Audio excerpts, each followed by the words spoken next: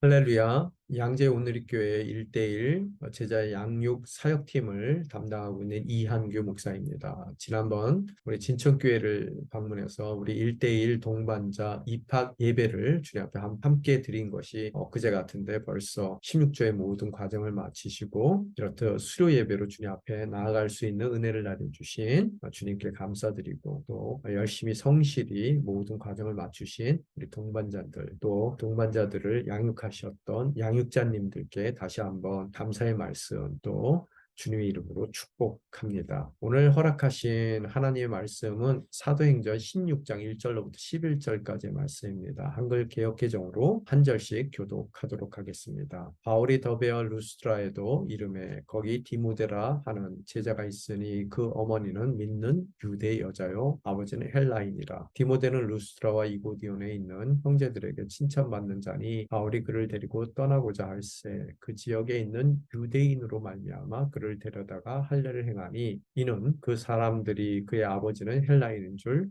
다 알미러라. 여러 성으로 다녀갈 때에 예루살렘에 있는 사도와 장로들이 작정한 규례를 그들에게 주어 지키게 하니 이에 여러 교회가 믿음이 더 굳건해지고 수가 날마다 늘어가니라. 성령이 아시아에서 말씀을 전하지 못하게 하시거늘 그들이 부르기아와 갈라디아 땅으로 다녀가 무시아 앞에 이르러 비두니아로 가고자 애쓰되 예수의 영이 허락하지 아니하시는지라. 무시아를 지나 두로아로 내려갔는데 밤에 환상이 바울에게 보이니 마게도냐 사람 하나가 서서 그에게 청하여 이르되 마게도냐로 건너와서 우리를 도우라 하거늘 바울이 그 환상을 보았을 때 우리가 곧 마게도냐로 떠나기를 힘쓰니 이는 하나님이 저 사람에게 복음을 전하라고 우리를 부르신 줄로 인정함이로라. 우리가 두로아에서 배로 떠나 사모드라게로 직행하여 이튿날 네아폴리로 가고 아멘. 오늘 읽으신 본문 말씀에 대해서 배경도 여러분에게 잠시 설명해 드리고자 합니다. 사도행전은 저자가 누가입니다. 누가는 사도행전뿐만 아니라 누가복음의 저자이기도 합니다. 원래 누가복음과 사도행전 한 권에 체구되어 있었는데요. 우리 성경에 들어오면서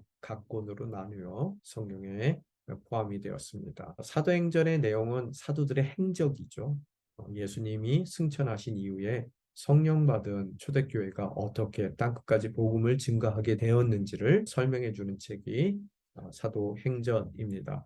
이 사도행전을 크게 두 부분으로 나누게 되면 일막에 해당되는 부분이 있을 것이고 또 그 일막의 주인공은 베드로일 것입니다. 그래서 예루살렘 교회를 중심으로 해서 교회가 핍박받아 흩어지는 것까지 기록되어 있는 것이 예루살렘을 중심으로 한 1막의 이야기였고요. 2막은 이제 흩어진 교회 가운데 교인들 가운데 시리아 안디옥 교회를 중심으로 해서 어떻게 땅끝까지 복음이 증거됐는지를 사도 바울을 주인공으로 하여 기술된 것이 사도행전의 2막의 내용입니다. 그런 땅끝까지 복음이 증거되는 그런 사도 바울의 사역을 크게 세 가지 전도 여행으로 보게 되는데요. 첫 번째 전도 여행은 안디옥 교회의 담임 목회자였던 바나바와 또 바울이 함께 구브로 섬을 방문하여 이곳에서 복음을 증거하고 또 다시 안디옥 교회로 돌아가는 것이 아니라 그들이 배를 타고 버가라는 곳에 가서 복음을 증거하고요. 지도에는 안 나왔습니다. 버가라는 곳에서 복음을 증거할 뿐만 아니라 그들이 비시디아 안디옥 또 이고니온 또 루스트라 오늘 본문 말씀 가운데서 나오죠. 또 더베를 거쳐 이 지역을 갈라디아 지방이라고 하는데요. 이곳에서 복음을 증거하여 새롭게 교회를 세운 모습이 1차 전도행에 대한 기록에서 찾아볼 수가 있습니다. 이곳에서 교회를 세우는데 특징적인 것은 뭐냐 하면 그 전까지는 유대인 중심적인 교회였고요. 또 이방인이 있다 하더라도 그들은 유대교로 개종했던 이방인들이 예수 그리스도를 믿고 교회가 된 예루살렘을 중심으로 한 그런 교회의 모습이었다면 이제 시리아 안디옥 교회를 통해서 1차 전도 여행을 통해서 세워졌던 갈라디아 지방의 교회들은 대부분 이방인들이었고요. 또 그 이방인들은 유대교로 개종한 적이 없는 그런 이방인들이 바울과 그 일행들이 전해주는 복음을 듣고 예수를 믿게 되어 이방인들 중심으로 세워진 교회가 갈라디아 교회라는 거예요. 그래서 이들은 1차 전쟁 이후에 큰 결정을 하게 됩니다. 이 이방인 성도들을 과연 어떻게 대해야 될 것인가, 그들에게도 할례를 요구해야 되는 것인지, 또 다른 여러 가지 유대인들의 규례를 지키게 해야 되는 것인지, 뭐 여러 가지 결정해야 될 사안들이 나타나게 되더라는 겁니다. 당시만 하더라도 여러분도 아시겠지만 베드로와 요한과 같은 사도들도 특별히 기독교에 대한 명백한 유대교와의 그런 구분은 없었던 것 같아요. 그들 또한 유대인들의 또 유대교의 규례에 따라서 기도할 시간에 성전에 가서 기도하는 그런 사건들을 사도행전도 기록을 하고 있습니다. 그런데 갑자기 유대교와 전혀 상관없었던 이방인들이 1차 전쟁을 통해서 예수를 믿고 그들을 중심으로 한 교회가 세워지게 됐다는 거예요. 그래서 1차 공의회라고 얘기하는데, 예루살렘 공의회라고 얘기하는데, 예루살렘에서 이들의 문제를 처리하기 위해서 장로들과 사도들이 모여서 결의를 합니다. 우리도 지키지 못하는 율법, 괜히 이 이방인 성도들에게 요구하는 것으로서 그들을 괴롭게 하지 말자. 단지 목매어 죽인 그런 짐승, 또그 짐승의 피를 먹는 일은 혐오스러운 일이기 때문에 그러한 몇 가지만 이들이 조심하도록 하고, 이들에게 유대교의 그런 율법적인 어려움을 전가하지 않고 곧장 예수를 믿는 것으로 교회의 이론으로 받아주자라는 결정을 예루살렘 공의회에서 사도들과 장로들이 결의하게 되더라는 겁니다. 그래서 이 결의의 내용들을 1차 전도여행 때 세워진 갈라디아 지역의 교회들에게 전달하기 위해서 2차 전도여행을 떠나게 됩니다. 그런데 문제가 생기죠. 떠나는데 함께 1차 전도여행을 주도했던 바나바와 큰 말다툼을 사도 바울이 하게 됩니다. 그 이유는 바나바의 생질 혹은 사촌 동생이라고 얘기하기도 하는데요. 요한이라는 마가복음의 저자죠. 그의 문제로 인해서 크게 다투게 되고 바나바와 결별하게 됩니다. 그래서 바나바는 마가와 함께 1차 예루살렘 공의회에 결정된 내용들을 전하기 위해서 구브로 섬을 떠나게 되고, 또 바울은 신라와 함께, 새로운 인물이죠. 신라와 함께 그는 그의 2차 전도여행을 떠나게 됩니다. 2차 전도여행은, 예전에는 1차 전도여행은 구브로 섬을 통해서 버가, 그다음에 안디옥, 이고디온, 루스라, 더베로 갔다면은 이제 바나바와 마가가 구브로 섬으로 갔기 때문에 그는 육로를 통해서 갈라디아 지역을 방문하게 되더라는 겁니다. 그런데 여기 나소라고 써 있는 다소입니다. 타이보가 난 것 같습니다. 사도 바울의 고향이죠. 그래서 아마 2차 전도여행 때 잠시 고향에 들렀을 것 같습니다. 그러나 성경에는 그 기록이 되어 있지 않습니다. 그래서 그가 육로를 통해서 1차 전도여행 기간 동안에 교회를 세웠던 더베, 루스트라, 이고디온, 또 안디옥을 그가 방문하여 사도들이 또 장로들이 1차 공의회를 통해서 결정된 모든 이방인 성도들에 대한 내용들을 전달하고 그들을 격려하기 위해서 이 갈라디아 지방을 신라와 방문하게 됩니다. 오늘 그런데 이 방문한 이 갈라디아 지역에서 루스트라에서 특별한 만남을 사도 바울이 만나게 누군가를 만나게 되죠. 자, 1절과 3절 함께 읽겠습니다. 이 본문 말씀은 우리말 성경입니다. 자, 함께 읽겠습니다. 바울은 더베에 갔다가 루스드라로 갔습니다. 그곳에는 디모데라는 제자가 살고 있었습니다.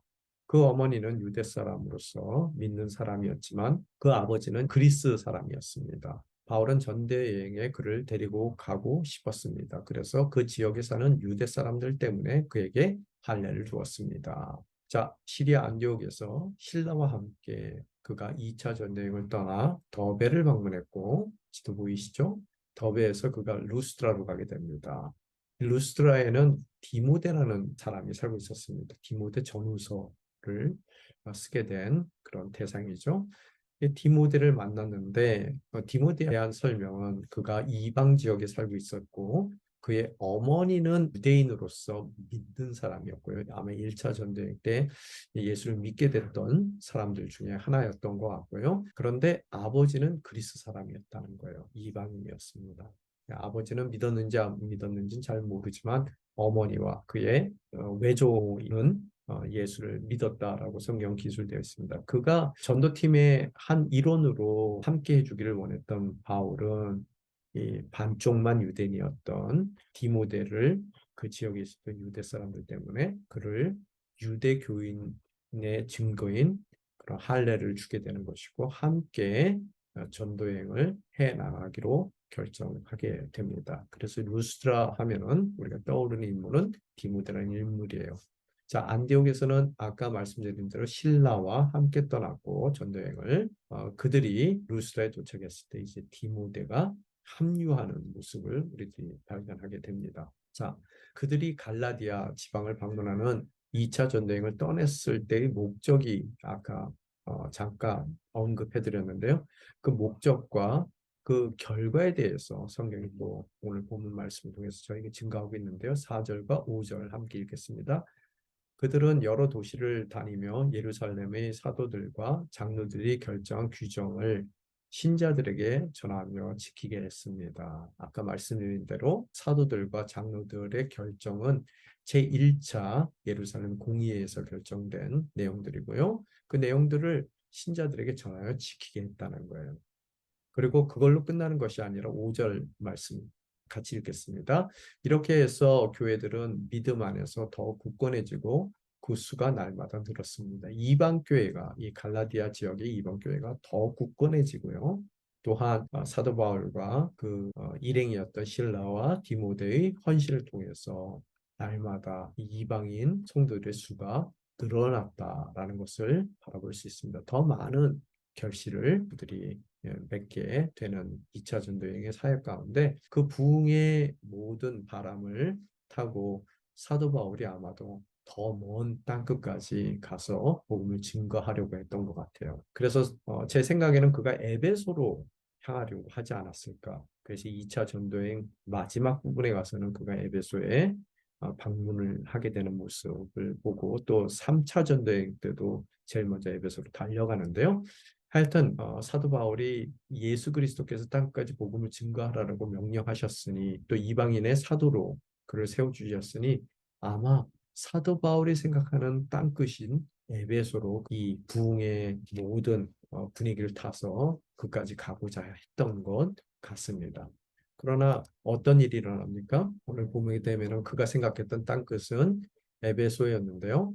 6절, 7절 말씀 한번 읽겠습니다. 좀 의외의 일들이 일어나게 되는데요. 같이 읽겠습니다. 성령께서 아시아 지방에 말씀 전하는 것을 막으셨기 때문에 바울과 그 일행은 부르기아와 갈라디아 지방을 거쳐 무시아 지방 가까이 이르러 비투니아로 들어가려고 했습니다. 그러나 예수의 영이 허락하지 않으셨습니다. 여기에 성경에 보게 되면은 성령이 막으셨고 또 예수의 영이 허락하지 않으셨다라고 이야기하고 있습니다. 이 갈라디아 지역의 부흥의 분위기를 타서 그가 땅끝이라고 생각했던 에베소까지 가고자 했던 것 같아요. 참고로 사도 바울은 아시아 사람입니다. 이 모든 시리아 지역, 지금 예루살렘을 중심으로 한 모든 이스라엘 이 지역을 구획상으로는 민족상으로는 혹은 문화상으로는 아시아라고 이야기합니다. 터키까지를.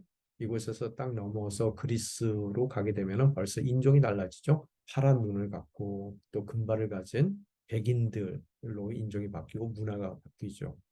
그래서 그가 아시아인으로서 생각하기에 아마 땅끝은 이 에베소를 중심으로 한 아시아의 끝이 아니었겠는가라는 생각을 해봅니다. 그래서 예수님의 명령에 따라 땅끝까지 복음을 증거해야 된다면 그가 아마 에베소를 생각했던 것 같고 그래서 아시아 지방이라고 표현되어 있는 이 말씀은 에베소로 이해가 될 수 있을 터인데 에베소로 가서 복음을 증거하려고 했지만 성령님께서 막으셨고 또 에베소가 예수님께서 원하신 땅끝은 아닌가 보다라고 생각해서 그가 무시아 지방, 무시아 지방은 위쪽을 무시아라고 얘기하는데요. 이 무시아 지방에 가까이 이르러 비투니아로 가고자 했다라고 성경은 쓰고 있습니다. 비투니아는 이 흑해 끄트머리의 부분에 지도에 이 흑해와 맞닿아 있는 이 지역을 비투니아라고 얘기합니다. 이곳은 아시아에 포함되어 있지만 너무나 외진 곳이에요. 추운 곳이기도 하고요. 그래서 아마 사도 바울이 에베소로 가고자 했는데 성령님께서 막으셨기에 더 먼 땅끝, 더 낯선 땅으로 가야 되는가 보다 해서 이 아시아 대륙의 끝에 있는 가장 어찌 보면은 외딴 곳에 있는 비투니아로 그가 발걸음을 옮겼던 것 같습니다. 그러나 그곳으로 가는 사도 바울의 발걸음을 예수의 영이 허락하지 않았다라고 표현하고 있습니다. 우리가 여기서 한 가지 알 수 있는 일은 우리가 땅 끝까지 가라는 예수님의 명령에 순종해서 순종의 삶을 복음을 증거하기 위해서 달려가는데 주님의 일을 하기 위해서 달려나갈 때 때로는 그런 순종하고자 하는 우리의 열정이 있음에도 불구하고 우리의 발걸음을 성령님이 막으시기도 하고 예수님의 영이 허락하지 않을 때도 있다는 것을 오늘 본문 말씀을 통해서 깨닫게 됩니다. 그러면 성령이 막고 또 예수의 영이 허락하지 않았다라는 의미가 무슨 뜻일까? 아마도 우리가 추측할 건데 뭐 재정적인 문제 때문에 더 이상 갈 수가 없었을 수도 있는 것이고요. 아니면 길이 너무 험해서 날씨적인 이유 때문에 뭐 눈이 많이 와서 더 이상 그들의 여행을 할 수 없는 그런 환경적인 요인이 될 수도 있고 혹은 전도팀 가운데 험난한 길을 가다가 보면 서로 마음이 안 맞아서 더 이상 그 길을 갈 수 없었을 수도 있을 것입니다. 그러나 많은 학자들이 성령이 막았고 또 예수의 영이 허락하지 않았다. 그래서 더 이상 에베소로 향한 그들의 발걸음 또 혹은 비투니아로 흑해 지방으로 가는 그들의 발걸음을 하나님께서 막으셨다라고 이야기했을 때 아마도 사도 바울의 건강 문제일 수 있을 것이다. 그 확률이 높다라고 이야기합니다. 그래서 에베소로 달려가려고 그러는데 몸이 아픈 겁니다. 그래서 하루 이틀 지나면 낫겠지. 또 하루 이틀 지나서 좀 몸이 나은 것 같아서 발걸음 옮겨갔을 때 또다시 아파요, 몸이. 그래서 더 이상 에베소로 가지 못하게 돼서 아마 이곳이 주님이 원하시는 곳이 아닌가 보다 생각해서 그가 더 외진 곳, 이 비티니아로 향했지만 그곳을 가는 여정 가운데서도 조금 낫는 듯해서 가보면 또 아프고 또 그 아픈 몸을 이끌고 더 이상 이 북쪽 비티니아로 갈 수가 없어 이 성경은 그의 건강상의 문제를 예수의 영이 허락하지 않았다라고 표현하지 않았을까라고 우리는 추측해 보게 됩니다. 아마 그 추측이 맞는 것 같아요. 그래서 오늘 성경에 보게 되면 결과 에베소로 가지도 못하고 비투니아로 가지 못해서 그래서 8절에 보게 되면은 뭐라고 써 있습니까? 함께 읽겠습니다. 그래서 그들은 무시아로 지나 드로아로 내려갔습니다. 무시아를 지나서 아마 흑해 근처 어디 비투니아까지 갔었던 것 같아요. 근처까지. 그런데 그들은 더 이상 그들의 여행을 더 진전시킬 수가 없어서 무시아, 이 지역을 무시아라고 얘기하는데요. 무시아를 지나서 드로아로 내려가게 됐다. 결국 드로아에 갈 수밖에 없는 형편이 됐다라고 성경 기술하고 있습니다. 여러분, 드로아는 어느 곳입니까? 오늘 사도 바울의 질병의 문제로 인해서 그가 에베소로 갈 수도 없고 또 비투니아로 갈 수 없었을 것이라는 그 추측이 뭐 가장 신빙성 있는 우리의 추측이 될 수 있는 키를 제공하는 것이 드로아라는 지명인데요. 드로아는 사도 바울의 이전 시대에는 트로이라고 불렀습니다. 트로이의 목마라고 들어보셨죠? 트로이의 목마는 벌써 이전 사도 바울의 이전의 시대 얘기고요. 이 시대에는 이 도시 자체가 많이 작아진 상태입니다. 그렇지만 드로아의 특징 중에 하나가 뭐냐면 드로아의 당시에 이 지역에서 가장 큰 의대가 이곳에 드로아에 있었습니다. 그래서 의술이 발달됐고요. 지금으로 얘기하면 종합병원이 있었던 곳이 드로아입니다. 자, 이해가 되셨어요? 그래서 질병의 문제로 에베소로 갈 수도 없었고 사도 바울이요. 또 질병의 문제로 비투니아로 가려고 했지만 불가능해서 빨리 이 치료를 받아야 되겠다 생각해서 종합병원이 있었던 드로아로 할 수 없이 그들이 발걸음을 옮길 수밖에 없었던 것 같아요. 이 하나님의 일을 할 때도 우리 또한 이렇듯 질병의 문제로 어려움을 겪게 하시기도 하고 그래서 정말 주님께서 불러주셨다라고 생각하는 우리의 땅끝을 향해 가는 우리의 발걸음이 막히는 경우도 있더라는 거예요. 그 드로아에서 아마 질병을 치료하려고 했겠죠. 그래서 드로아에서 질병을 치료하는 과정 가운데 누구를 만납니까? 바로 누가복음의 저자이고 오늘 읽는 사도행전의 저자인 누가를 사도 바울이 만나게 됩니다. 자, 안디옥에서는 실라, 루스트라에서는 디모데, 그다음에 계획은 없었지만 할 수 없어 갈 수밖에 없었던 드로아에서는 누가를 만나게 되더라는 겁니다. 그 누가를 통해서 성경에서 가장 아름답게 쓰여진 복음서인 누가복음이 기술이 되고요. 또 사도 바울의 모든 이방 사람들을 향한 그의 복음 전도에 대한 기록이 담긴 사도행전이 지필이 되더라는 겁니다. 그래서 오늘 드로아에 가서 누가를 통해서, 그가 의사였죠. 닥터 룩이죠. 의사를 통해서 그의 병이 치유될 수 있었고, 또한 드로아에 머무는 동안에 특별한 하나님의 섭리가 다시 한번 일어나게 되더라는 겁니다. 오늘 또한 여러분 이 전도팀에 합류되는 사람들의 모습을 보게 되면 신라는 헬라파 유대인이에요. 이 얘기는 뭐냐면 혈통적으로는 유대 사람이지만 헬라어를 구사할 수 있었던, 당시의 국제적인 통용어였던 헬라어를 구사할 수 있었던 사람이고요. 또 두 번째로 합류했던 디모데는요, 반쪽은 유대인이지만 또 다른 반쪽은 그리스 아버지를 둔 이방 피가 흘리고 있더라는 거예요. 절반은 헬라 사람이었다는 거예요. 그래서 그의 헬라어는 신라의 헬라어보다는 아마 더 자유로운 헬라어가 아니었겠는가. 누가는 어떤 사람입니까? 100% 이방인입니다. 그래서 신약 성경에 보게 되면 가장 수준 높은 헬라어로 기록된 책이 누가복음과 사도행전이라는 거예요. 점점 이렇듯 이방인을 향한, 또 땅끝까지 가기 위한 모든 조건들이 갖춰지는 것을 이 합류하는 사람들을 통해서 우리들이 점진적으로 하나님께서 길을 열어 가시는 것을 바라볼 수 있게 되더라는 겁니다. 오늘 그렇듯 질병으로 인해서 할 수 없이 갈 수밖에 없었던 드로아의 가운데 머무를 때 누가를 만날 수 있는 은혜도 허락해 주시고, 또 누가를 통해서 그의 당면한 질병의 문제를 하나님께서 고쳐주시기도 하더라는 거예요. 또한 하나님께서 또 다른 엄청난 일을 벌리시는데 9절 말씀 함께 읽겠습니다. 한밤중에 바울은 마게도니아 사람이 서서 마게도니아로 와서 우리를 도와주시오라고 간청하는 환상을 보았습니다. 오늘 하루는 사도 바울이 환상을 보게 되는데, 그 환상의 내용이 뭡니까? 유럽 사람 백인이 등장하게 됩니다. 그 백인이 서서 우리를 와서 도와주십시오라고 서서 간청하는 환상을 그가 보게 되더라는 거예요. 어떤 분들은 이 본문을 읽을 때 이 환상이 꿈이 뭐 비몽사몽간에 그가 꾸게 된 꿈 정도로 생각하는데요. 이 환상이라는 단어가 헬란 말로, 이 히람 말로는 호라마라는 단어입니다. 호라마라는 단어는 비몽사몽 꿈이라는 뜻이 아니라 영어로 단어로 표현한다면 스펙타클이라는 단어입니다. 우리가 많이 들어봤죠. 아주 웅장한 화면을 볼 때 우리는 스펙타클하다라고 얘기합니다. 이렇듯 그냥 비몽사몽간에 봤는지 안 봤는지 잘 모르겠는 환상을 본 게 아니라요, 정말로 명백하고 명확하고 아주 이 부인할 수 없을 정도로 큰 환상을 그가 명백하게 또렷하게 봤다는 것을 우리는 오라마라는 단어를 통해서 깨닫게 됩니다. 또 이 마게도니아 사람, 유럽 사람이 나서 서서 사도 바울에게 간청했다라고 하는데요. 이 쓰다라는 동사와 간청했다는 동사 둘 다 이 히란 말로는, 헬란 말로는 현재 완료형으로 기술이 되어 있습니다. 이 얘기는 무슨 뜻이냐면요, 현재 완료형으로 써 있다는 얘기는요, 한 번 서서 간청하는 것으로 끝났다는 얘기가 아니라요, 계속해서 지속적으로 여러 차례 끊임없이 명백한 그런 스펙타클한 모습으로 마게도니아 사람이 지속적으로 반복해서 서서 사도 바울에게 지속적으로 반복적으로 간청했다는 뜻이에요.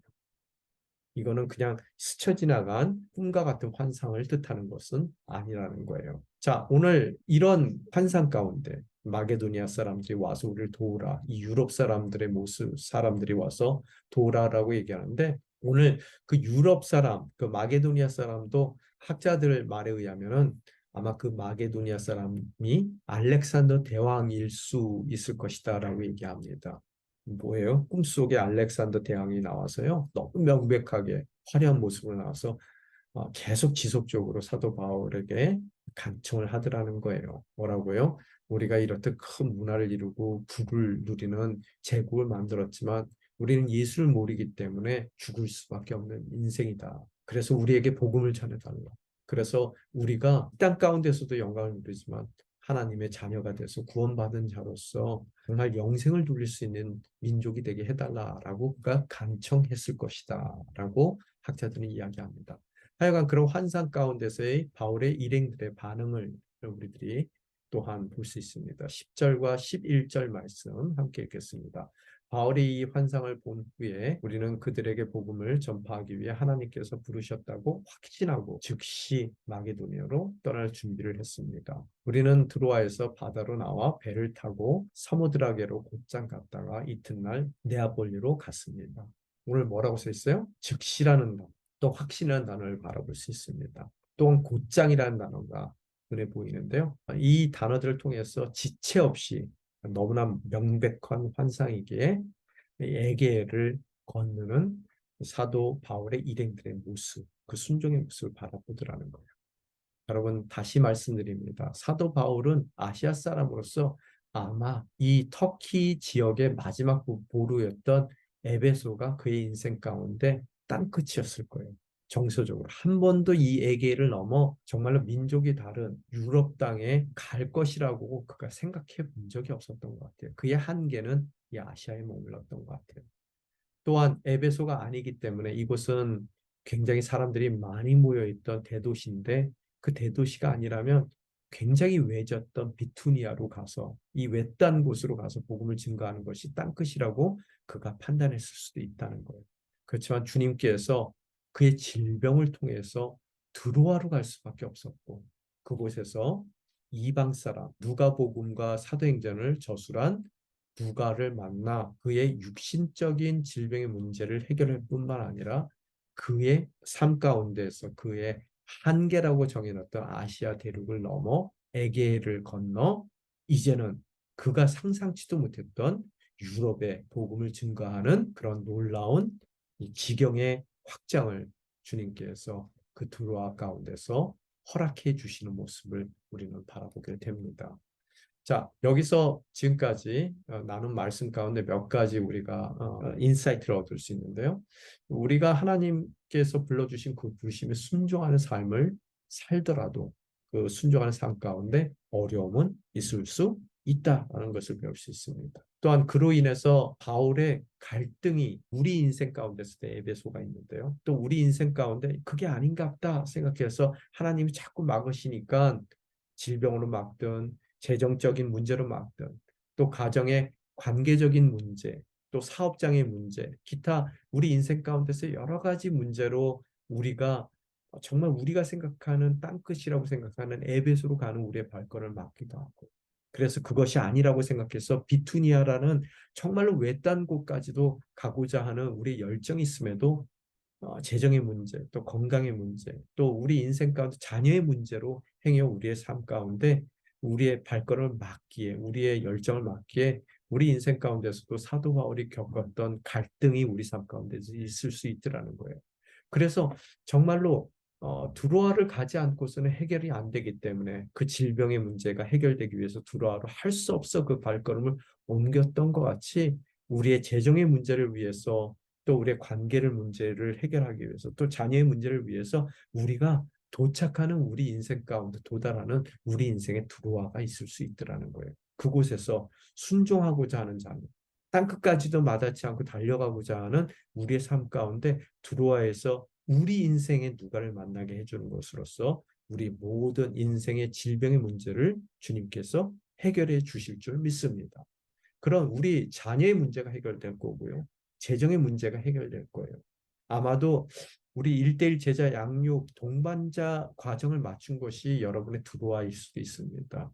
한 번도 생각해 보지 않았지만 주님께서 어찌어찌하여 여러분을 16주 과정 가운데로 내모시고 그곳에서 누가와 같은 양육자를 만나기도 하고요.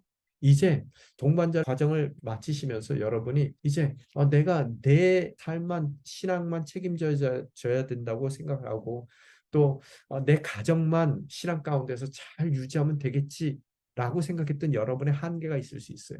이제는 그 한계를 오늘 1대1 동반자 수료 예배를 통해서 이제 그 나 중심적인 또 조금만 더 늙었다면은 내 가정을 믿음 가운데 세워나가는 것이 나의 한계다라고 생각했지만 이제는 주님께서 불러주신 양육자로서 또 여러분의 삶을 그 여러분의 삶 가운데서 정해놓은 그 에게라는 한계를 뛰어넘도록 여러분께 주님께서 멋진 환상을 보여주시리라 믿습니다.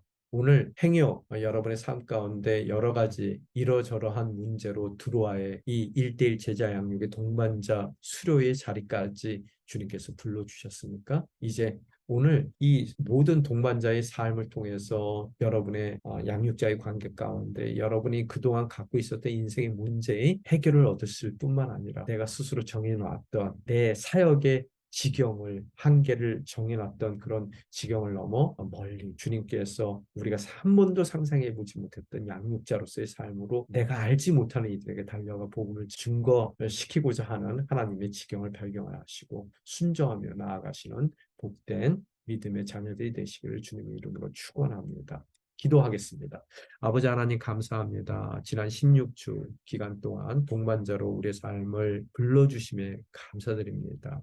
사도 바울과 같이 우리 인생 가운데서도 우리의 에베소가 있었고 비투니아가 있었지만 그것이 우리의 땅끝이라고 생각했지만 주님께서 우리 인생 가운데 들어와에 도착하게 하시고 또 그 들어와 같은 일대일 동반자 과정을 통해서 주님께서 양육자를 통한 누가와 같은 인생을 만나게 해 주시는 것으로서 우리의 일차적인 문제의 해결을 주님께서 허락해 주시고 이제는 고개를 들어 에게 넘어 우리가 한 번도 상상하지 못했던 양육자로서의 삶을 향해 주님께서 우리를 초청하십니다. 이제 사도 바울과 같이 확신을 갖고 즉시 양육자로 우리의 삶을 온전히 드리기를 원합니다. 그럼으로써 주님께서 예비하신 그 지경 너머의 모든 가능성의 주인공으로서의 삶을 살아갈 수 있는 신천교회 그 양육자들이 될 수 있도록 오늘 동반자 수료 예배에 임한 귀한 주님의 자녀들을 다시 한번 환상 가운데 확신 가운데